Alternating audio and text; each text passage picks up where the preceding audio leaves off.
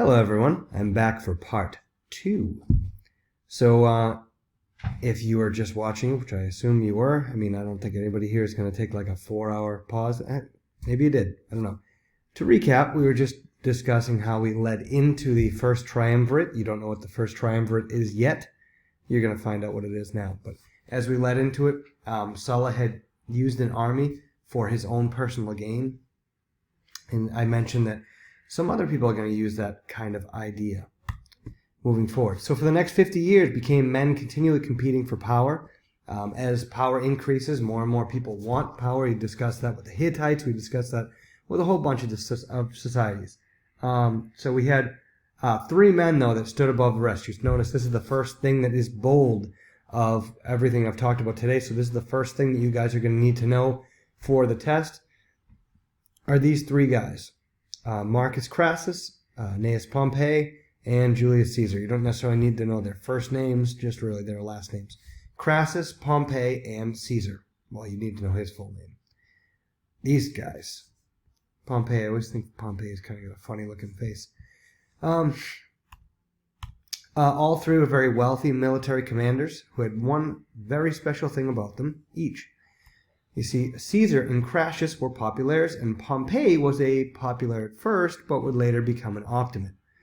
This would cause some friction between he and Caesar, as you're going to see. Pompey was known for his military might. He was a strong general. Caesar had a lot of political influence, and Crassus was the wealthiest man in Rome. All of them were kind of wealthy. All of them were generals, but Crassus was the wealthiest, and so, but they're kind of like the 3 big guys, the 3 most powerful guys around. Pompey was the governor of Spain, and Crassus was the governor of Syria. So this is during the Roman Empire. They were governors of different areas, and we talked about when you could be a consul, and then when you were done for your year as being a consul, you had to do something different. A lot of times you'd move the consulship into being a governor, and you'd be a governor for a year or 2 or whatever, and then you become a consul, try to become a consul again. It's all political maneuvering. What are you going to maneuver to next, your position that you're going to maneuver to.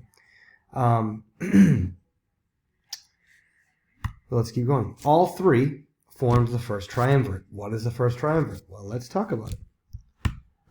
They formed a triumvirate, and what a triumvirate is, a government ruled by 3 people, a 3-person ruled government. You can see tri in the name. The first triumvirate was secret, at least at first. So they formed a secret deal between the 3 of them, that they would kind of influence everything. The 3 of them. It's like if anybody has ever heard about like a secret society running everything, all running things behind the scenes. This is kind of like the first example of that. 3 people running everything behind the scenes, and it's all a big secret. Julius Caesar was elected to one of the 2 consul positions. He was a very popular. He was very popular, and so he was elected as one of the consuls.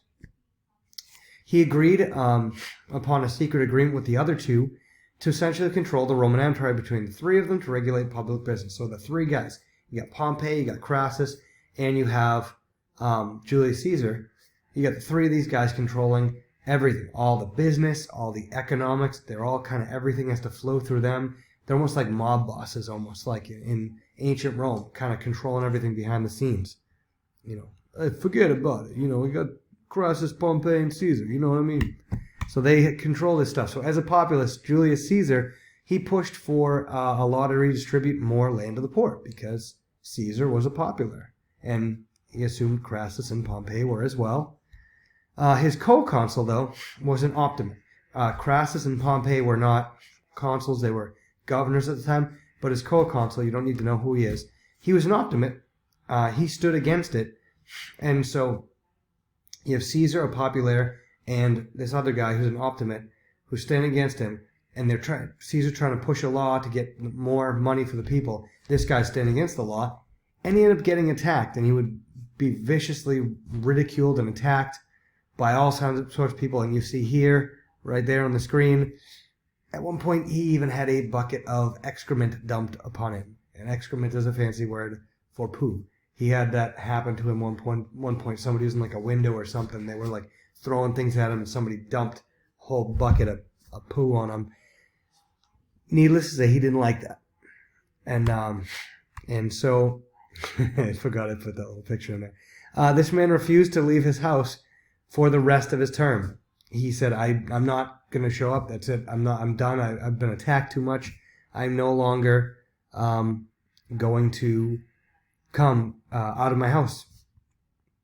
And so comedians, remember comedians, Greek comedians would poke fun, and Roman comedians did the same thing. They would poke fun at politicians of the day and basically be political, very political in their humor. So like Roman comedians were political in their humor. They discussed the different people in government, and so they called this the year of the consulship of. Usually they would call it like, let's say it's let's say it's Seamus and Gabe. Okay, the two consuls. We would call it this year would be the consulship of Seamus and Gabe. That would be what we'd call this year if they were the two consuls. Well, they named this year because the guy wouldn't leave his house. They named it the consulship of Julius and Caesar, because essentially they were inferring that he was the only one in control. So that would be like saying the consulship of Caden and Bay. It's like the same thing. It's a one-person thing. So Caesar gained a lot of support from the people during this time because, again, the other guy was pretty much useless. But this caused a lot of nervousness among the Optimates. The more powerful the popular Julius Caesar became, the more nervous the Optimates became. It says optimists. That should say optimates. Caesar's Optimate enemies in the Senate tried to prevent him from gaining power in the future. So they said, what can we do? He's gaining too much power. We got to prevent him from gaining power. His term as consul was over after a year, and then he would become governor. So remember, think about this. He was consul. The populares made him... he really pushed a lot of popular legislation through, made the Senate really angry, really upset. A lot of Optimates in the Senate. So he makes a lot of enemies during his year, and his term as consul was over after a year, and then he would become governor. But instead of having him be governor over somewhere like the other two guys, Syria or whatever, some important place, they made up a position for him, guarding the woods. They said, here, you can be guard of the woods area. And Caesar was like, no, I'm not going to do that. They literally were like, you can be, I forget the fancy name they made up for it, but essentially they were like, you can be governor of the trees. And so you two, when you were governor, you like handled business in a big city or a region. They were like, you can be governor of trees. And he's like, I don't need to rule over squirrels. Through his supporters, he got control of Gaul. So Caesar ends up, after he's consul, he gets governorship of Gaul. Gaul is modern-day France. And we talked about Gaul when Hannibal was traveling over the Alps. He was going through Gaul. Gaul is modern-day French, and all the French tribes there. And he eventually conquered all of Gaul. Gaul is this whole area. Notice it's France. And even conquered part of Britain, like the bottom part here of Britain. He even conquered that area of Britain, which is pretty crazy to think of the Roman Empire in Britain. And only a little bit left. I'll stop in a minute. Crassus ended up getting killed in battle in 53 BC, leaving only 2 of them left, so now it's not a triumvirate anymore. If anything, it would be a biumvirate. But the triumvirate's over. So the triumvirate was the 3 of them having control of things behind the scenes. Now Crassus is killed. They no longer have 3 of them. Triumvirate over. At this point, now Pompey, remember I mentioned he was a popular and then he switches sides, and he sides with the Optimates. He feels like he can get a better deal with the Optimates, and now the Optimates are dominating the Senate now that Julius Caesar is out. There's more Optimates in the Senate, and he switches sides. He sees it as an advantage for him, a little way that he can gain some more power, some more friends in high places, and so he changes sides. becomes it would be like somebody who's on one, either a Republican or Democrat, and all of a sudden switches sides. Like when, let's say, because currently the Democrats have power in the House of Representatives. Let's say somebody's a Democrat in the House of Representatives because there's more Democrats in the House, and they say, yes, I'm a Democrat, and all of a sudden, let's say next election, the Republicans gain control in the House, and they say, wait, now I'm a Republican. It'd be like kind of shady. So Caesar hoped to become consul again once his term as governor ended, but the Senate threw their support behind Pompey for sole consul.